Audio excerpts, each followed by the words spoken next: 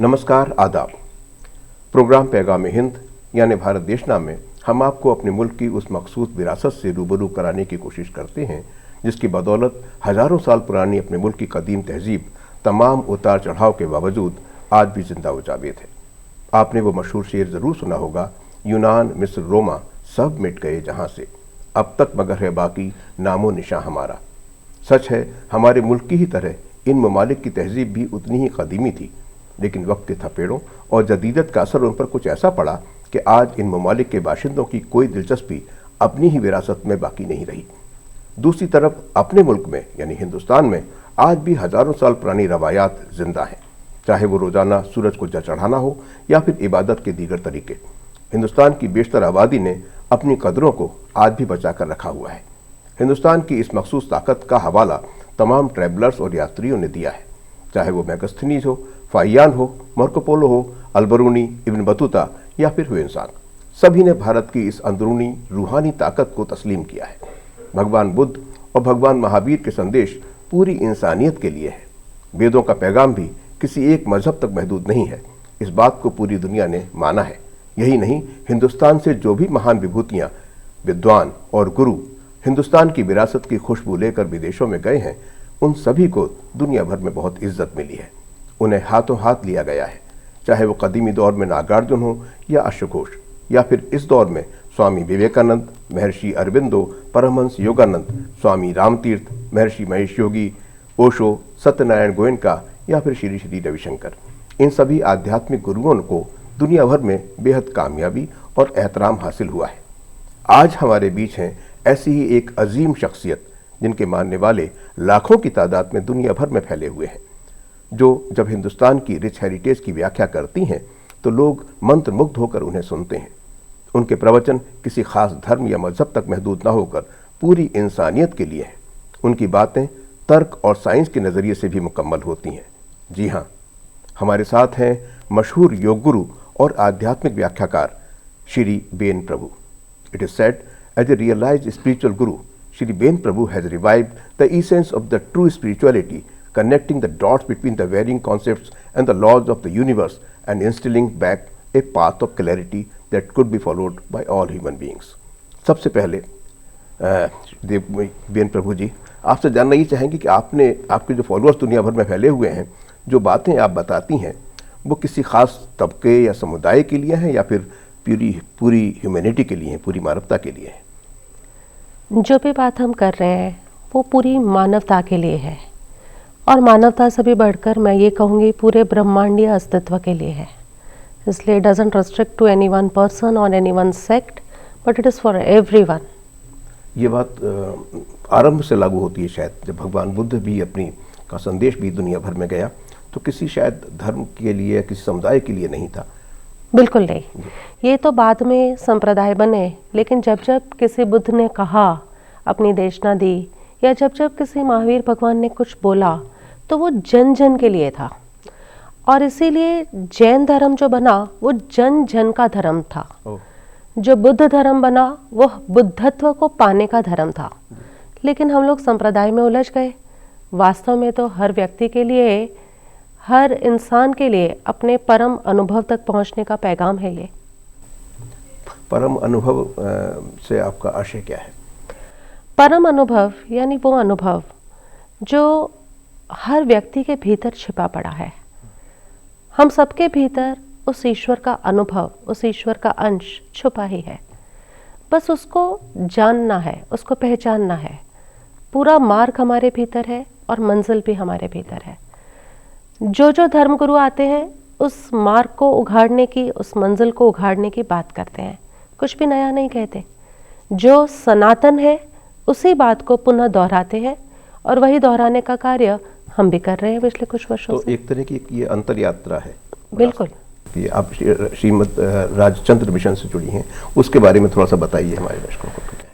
श्रीमद राजचंद्र जी हमारे अपने गुरु, जिनके अक्षर देह के आधार पर हमारा पूरा ऑर्गेनाइजेशन खड़ा है, और हमारे जैसे दूसरे और भी ऑर्गेनाइजेशंस खड़े हैं, काफ़ी कार्य कर रहे हैं। 1867 एडी के अंदर इनका जन्म हुआ, और 1901 में उन्होंने इस शरीर में से पसार होके आगे की यात्रा पर गए। छोटी सी 33 वर्षों की उम्र के अंदर उन्होंने अध्यात्म का ज़बरदस्त पैगाम दिया है, जो 150 वर्षों के बाद भी आज हम जैसे लोगों को पूरा अंतर निरीक्षण के मार्ग को पूरा उघाड़ कर पूरा स्पष्टता से बता रहा है। श्रीमद् राजचंद्र जी के बारे में हम आपको बताना चाहेंगे। महात्मा गांधी भी उन्हें अपना गुरु मानते थे और उन्होंने ऑटोबायोग्राफी जो महात्मा गांधी की है, माई एक्सपेरिमेंट्स विद ट्रुथ, उसके अंदर 26 नंबर का जो चैप्टर है पूरा परम कृपाणुदेव श्रीमद् राजचंद्र जी को डेडिकेट किया है। So he was very much inspired by Shrimad Rajchandra ji, his teachings. उनकी लाइफ में, महात्मा गांधी की लाइफ में एक समय था जब वो क्रिश्चियनिटी की तरफ उनका रुझान काफ़ी हो गया था। तब उन्हें अपने धर्म में स्थिर करने के लिए जो पत्र व्यवहार श्रीमद् राजचंद्र जी ने किया, उससे उनमें उनकी बहुत आस्था बनी, क्योंकि श्रीमद् राजचंद्र जी ने उन्हें जैन होने को नहीं कहा। उन्होंने कहा तुम जिस धर्म में हो वहीं से उसी की वैल्यू सिस्टम को फॉलो करते हुए आप अपने परम उद्देश्य तक पहुंच जाएंगे। तो ये जो संदेश उनका गांधी जी से जो आइडेंटिफाई किया जाता है, नॉन वायलेंस का, अहिंसा का, ये वो परंपरा शायद बिल्कुल उन्होंने श्रीमद् राजचंद्र जी से अहिंसा के सूत्रों को बहुत पाया था। अच्छा, आपने गीता की भी व्याख्या की है, आपने जैन धर्म की पुस्तकों का भी खूब अध्ययन किया है, उसके भी डिस्कोर्सेज बहुत सारे आपके हैं, बुद्ध धर्म के ऊपर धम्मपद वगैरह की बहुत सारी आपने की है। तो ये तमाम जो भारत के आध्यात्मिक ग्रंथ हैं, धर्म ग्रंथ हैं, उनको जोड़कर जब आप उनकी व्याख्या करती हैं तो उसमें कुछ कॉन्टेम्प्रेरी एलिमेंट, जैसे आज के व्यक्ति को तर्क चाहिए होता है, विज्ञान से जोड़ के वो चीज़ों को देखता है, वो भी अक्सर देखा गया कि आपके प्रवचनों में होता है। वो बिल्कुल होता है जी, क्योंकि मेरा मानना है जिस तरह से एजुकेशन एक पीक पर आया है, जिस तरह से लिटरेसी रेट हमारा बढ़ा है, तो धर्म के क्षेत्र में अभी तक, पिछले शायद 20 वर्ष पहले तक धर्म के क्षेत्र में जनरेशन को लाना है तो श्रद्धा के भरोसे पे लाया जाता था। But now the generation, this current generation with so much literacy in them, उनको अगर धर्म क्षेत्र में लाना है तो उन्हें विज्ञान के भरोसे पर लाना होगा। श्रद्धा के भरोसे पर अब कोई धर्म में प्रवेश नहीं करना चाहता, अब उन्हें तर्क चाहिए, लॉजिक चाहिए। सो मैं जो बात को लोगों तक पहुंचाने की कोशिश कर रही हूँ वो क्वांटम फिजिक्स के साथ बहुत ज़्यादा मैच करती है, और वही क्वांटम जो हमारे वेदों में गाया गया है, और वही क्वांटम जो हमारे उपनिषदों में गाया गया है, और वही क्वांटम जिसे हिस्सों हिस्सों में विभाजित करके हर संप्रदाय बना है, मैं उसी को उस अपेक्षा से लोगों तक पहुंचाने की कोशिश कर रही हूँ।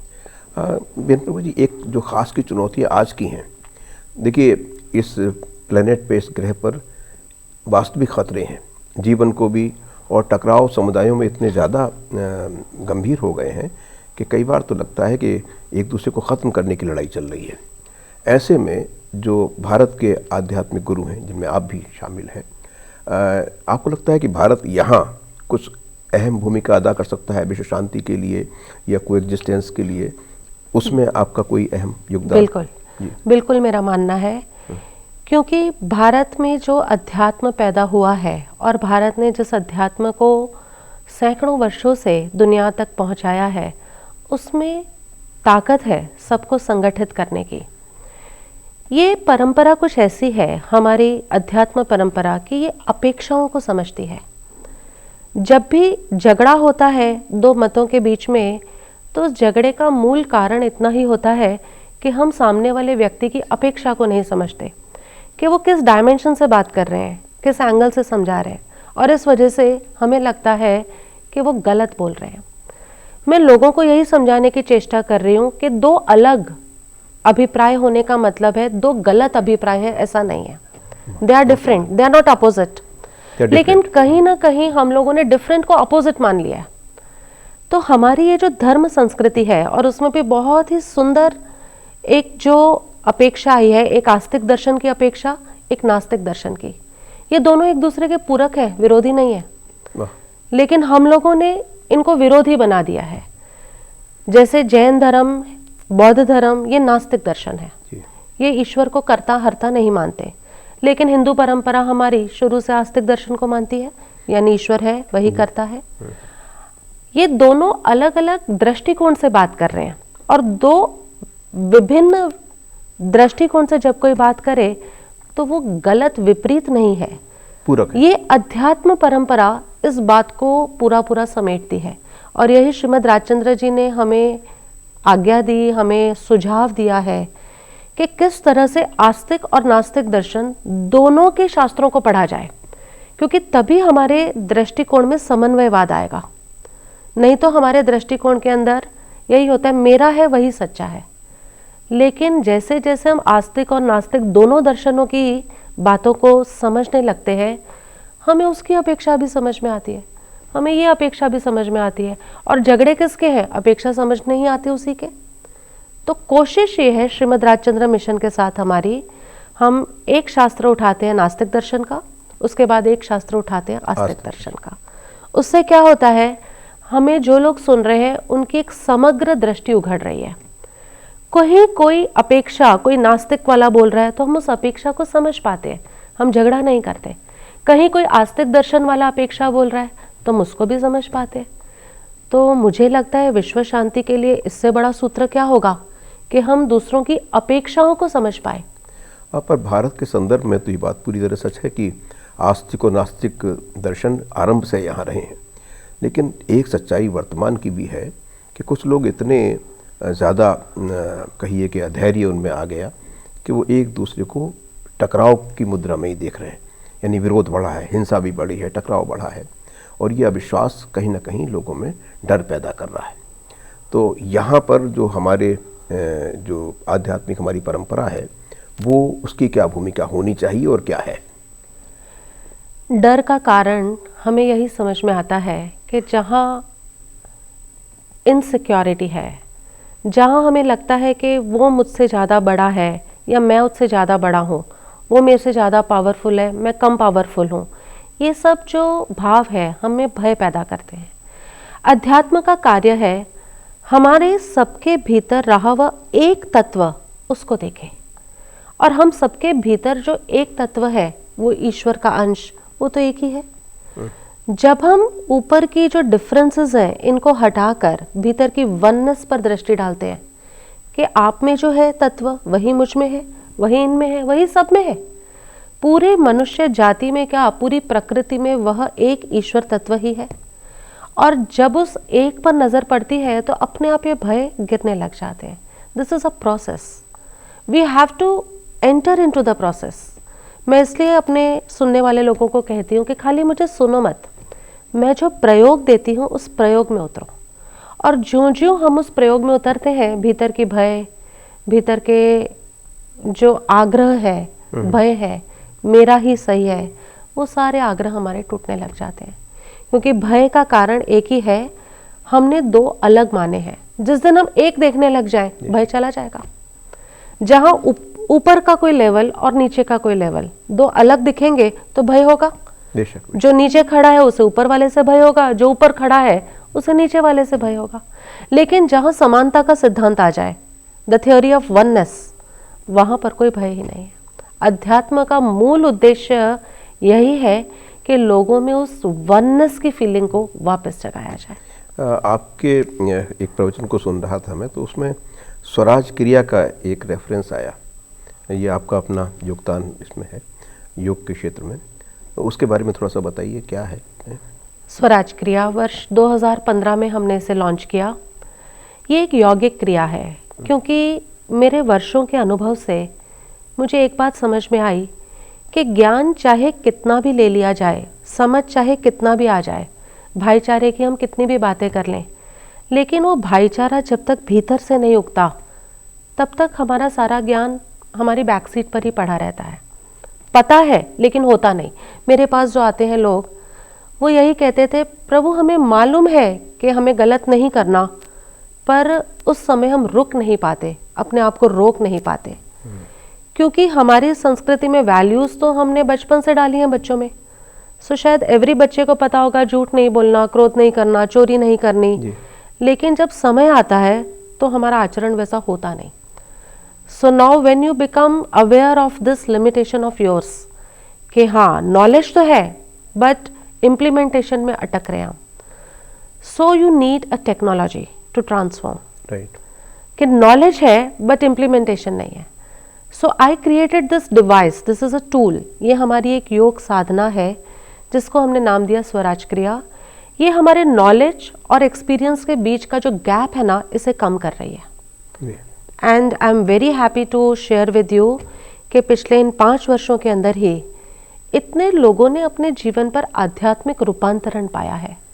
वननेस की बात कर लेना एक बात है कि आप और हम सब एक हैं, लेकिन उन दीवारों को हमारे जहन से निकाल पाना, उसके लिए you need a bridge, a technology जो इस बात को कर पाए। जैसे स्पेस की बात कर लेना एक बात है, लेकिन स्पेस तक जाने के लिए रॉकेट चाहिए जी। इसी तरह अध्यात्म की बातें कर लेना एक बात है, उस अध्यात्म की अनुभूति करना, उस एकपने की अनुभूति करना, उसके लिए आई बिलीव स्वराज क्रिया is our rocket. Right.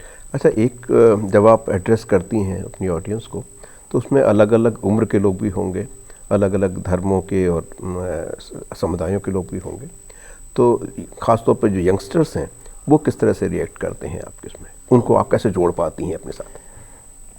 Honestly, to tell you, I enjoy being with these youngsters because they are very fast to transform.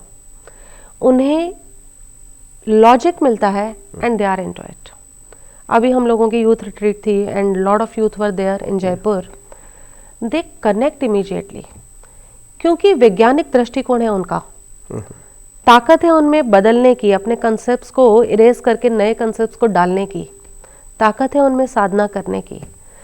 So what I have seen, हमारे यहाँ 3 जनरेशन एक साथ आती है, एक ही घर की तीनों generations they are together with us. और जब मुझे स्टेज पर मिलने आते हैं वो लोग, lot of time I have got to know from them कि हर जनरेशन को उनका आंसर मिल जाता है, क्योंकि सत्य जो ट्रुथ होता है ना, वो multi faceted and multi dimensional होता है।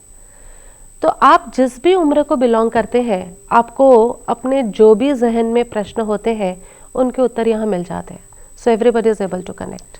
एक और चीज़ जानने का मन हो रहा है, क्योंकि आपका वो क्षेत्र ही है, इकोलॉजी से, अपने परिवेश के साथ में एक बहुत अच्छा तादाद में बनाने की परंपरा भारत में रही है। ख़ासतौर पे जो जैन धर्म है वो तो बहुत ही इस मामले में संवेदनशील रहा। आज नॉन ये जो जितने शाकाहारी और मांसाहारी भोजन में लोगों की प्राथमिकताएं पश्चिम में भी शाकाहारी की तरफ होने लगी हैं। तो ये जो चीज़ है, यानी अपने परिवेश और अपने इकोलॉजी, अपने पर्यावरण से एक बेहतर रिश्ता कायम करते हुए इस जीवन को चलाए रखना, ये बात भी कहीं प्रवचन में, आध्यात्मिक प्रवचनों में आती है या नहीं आती है? बहुत आती है। इवन हमारे यहाँ आपको जानकर आश्चर्य होगा कि जो सिख लोग काफ़ी आते हैं, आपने देखा भी होगा उस दिन ऑडिटोरियम में, और उन लोगों ने नॉनवेज छोड़ दिया है because once they understand this thing कि ये खाली हमें ही नुकसान पहुंचा रहा है, इतना ही नहीं है, because human body is not meant in that way कि हम नॉन वेजिटेरियन को हम डाइजेस्ट कर पाए, लेकिन ये हमारी पूरी प्रकृति, हमारे पूरे पर्यावरण को, हमारे आसपास को, वातावरण को, सभी को नुकसान पहुंचा रहा है। और जब आप इतने संवेदनशील हो जाते हैं साधना से, तो आप कभी भी नहीं चाहेंगे कि आपको और आपके आसपास को नुकसान पहुंचे। So my entire focus is on sadhana, कि ज्यों-ज्यों हम साधना करते हैं, हम भीतर से इतने संवेदनशील हो जाते हैं, इतने सेंसिटिव हो जाते हैं कि हम स्वयं को महफूज रखना तो चाहते हैं, लेकिन हम अपने आसपास की समस्त प्रकृति को भी महफूज रखने के लिए हमारे भीतर से ही वो आवाज़ आती है। सो मैंने कभी ये नहीं कहा कि सुनते रहो सुनते रहो, मैंने ये कहा है मुझे सुनो और तुरंत प्रयोग में उतरो, इट विल ब्रिंग ट्रांसफॉर्मेशन। अच्छा, एक मैं प्रोग्राम के आखिर में आपसे ये जानना चाहूँगा कि जो रिसेप्टिबिलिटी है, आई मीन अगर आप पूरे वर्ल्ड सिनेरियो में देखें तो कई कारण हैं और वास्तविक कारण हैं, जैसे धन का संकेंद्रण, पूंजी का संकेंद्रण, नए बाज़ारों की तलाश कॉन्फ्लिक्ट्स को बढ़ा रहा है, देशों के में कॉन्फ्लिक्ट बढ़ रहे हैं और बहुत सारे कारण आ रहे हैं जिसमें कि एक जेन्युइन थ्रेट, एक वास्तविक खतरा पैदा हो गया है। इसमें इस परिदृश्य में एक भारत, कहिए कि पूरे ग्लोबली कहीं ना कहीं एक भारत जिंदा है। उन भारतीयों की भी, यानी जिनको हम कभी इंडियन डायस्पोरा कहते हैं या NRIs कहते हैं, वो भी कहीं ना कहीं भारत की देशना को, भारत की परंपराओं को, भारत की रवायात को लेकर वहाँ पे एक देश को, एक भारत को ज़िंदा रखे हुए हैं। उनको लेकर भी आप कोई चलती हैं, उनको साथ में लेकर कोई बदलाव का कोई कार्यक्रम है आपका? बिल्कुल, हमारे ग्लोबल विजिट्स होते हैं। अभी अगले महीने हम अपने यूएसए धर्म यात्रा पर जाएंगे, तो कनाडा, यूएसए, यूरोप, जापान भी हम गए हैं। वहाँ पर भी हम लोगों ने उन सब को किसी न किसी ढंग से हम यही बताने की कोशिश कर रहे हैं कि चाहे आप किसी भी देश में हैं, किसी भी संयोग में है, किसी भी इकोनॉमीज़ में आप लोग रह रहे हैं, लेकिन भीतर का जो तत्व है, यदि तुम उसके साथ कोहेरेंट हो जाओ, उसके साथ समरस हो जाओ, तो आप जहाँ है वहीं से आपकी यात्रा और आपके मनुष्य जीवन का उद्देश्य तुम्हें ज़रूर हासिल होगा। सो हमारी बहुत ग्लोबल विजिट्स होती हैं, काफ़ी हमारे ट्रैवल प्लान्स होते हैं। रिसेंटली दुबई में था, सो जनवरी में ही हम लोगों ने दुबई के अंदर इवेंट किया था। Then we went to Muscat also. So इन सब के माध्यम से लोगों तक उस अनुभव को फैलाने की कोशिश कर रहे हैं, क्योंकि मेरे को ऐसा लगता है ज्ञान तो बहुत है लोगों के पास, पर अनुभव की न्यूनता है। और उस अनुभव की न्यूनता के कारण ये ज्ञान लड़ाई का कारण बन रहा है, विरोध का कारण बन रहा है। जहाँ अनुभव आ जाएगा, ये सारा ज्ञान है ना जोड़ने वाला बन जाएगा। तो एक तरह से आप जब बात करती हैं कि ज़िंदगी के बुनियादी पर्पस के बारे में, उद्देश्य के बारे में, वो आप क्या कहती हैं कि एक कई बार आप कहा होता है कि liberation is inside and so is the path, वो क्या आप कहना क्या चाहती हैं उसके माध्यम से? देखिए, चूँकि आप जानते हैं मेरे साथ हर जनरेशन का क्राउड मूव अराउंड करता है। जहाँ तक यूथ का सवाल है, मैं उन्हें पूरी तरह मोटिवेट करती हूँ, गाइड करती हूँ to be successful outside and joyful inside. Oh great. Till 35 हर यूथ को हम यही उद्देश्य देते हैं कि तुम चाहे प्रोफेशनल फील्ड में हो, चाहे तुम स्टडीज़ की फील्ड में हो, चाहे आप स्टार्टअप बिजनेस वाले हो, चाहे आप हाउस होल्ड में ही हो, whatever and wherever you are, you should know the definition of your success। इसलिए आपको सफल भी होना है बाहरी जगत में, और भीतरी आपको आनंदपूर्ण होना है। उसके बाद जैसे जैसे 35 से आगे का हम लोगों का जनरेशन शुरू होता है, उनको हम स्लो डाउन प्रोसेस सिखाते हैं। स्लो डाउन, अब जो भी बाहर है, जितना भी संग्रह किया है, स्लो डाउन करो, उसे रिटर्निंग की तरफ ले जाओ, return back to the society. So with SRM we are into a lot of returning back to the society in the form of Shiksha Danam, Anna Danam, adopting schools and all those things. So 35 के बाद हम slow down करना सिखाते हैं, लोगों को return करना सिखाते हैं सोसाइटी को, और after 55 we tell them that now you get back to your original source. अब तुम उसके एक्सपीरियंस में पूरा पूरा लगने की कोशिश करो। So different generations, different messages, but the final purpose is same, कि मनुष्य जीवन जीते हुए भी तुम्हें आनंद की अनुभूति होनी चाहिए, और जीवन के अंत में भी तुम्हें यह एहसास होना चाहिए कि ये मनुष्य जीवन तुम्हारा सफल हुआ। That's my mission. बहुत खूबसूरत। तो दोस्तों, ये थी श्री बेन प्रभु, जो दुनिया भर में हिंदुस्तान की विरासत का परचम फहरा रही हैं, जिनको मानने वाले दुनिया में फैले हुए हैं, और अपने डिस्कोर्सेस के ज़रिए ये लाखों ज़िंदगियों को नए मायने दे रही हैं। प्रोग्राम आपको कैसा लगा हमें ज़रूर बताइएगा। आपकी प्रतिक्रियाओं का आप इस एड्रेस पर हमें भेज सकते हैं। पैगाम हिंद यानी भारत देशना के अगले शुमारे में हिंदुस्तान की विरासत पर कुछ और चर्चा करेंगे, और अगले प्रोग्राम में किसी और अहम शख्सियत के साथ फिर मिलेंगे। तब तक के लिए आदाब।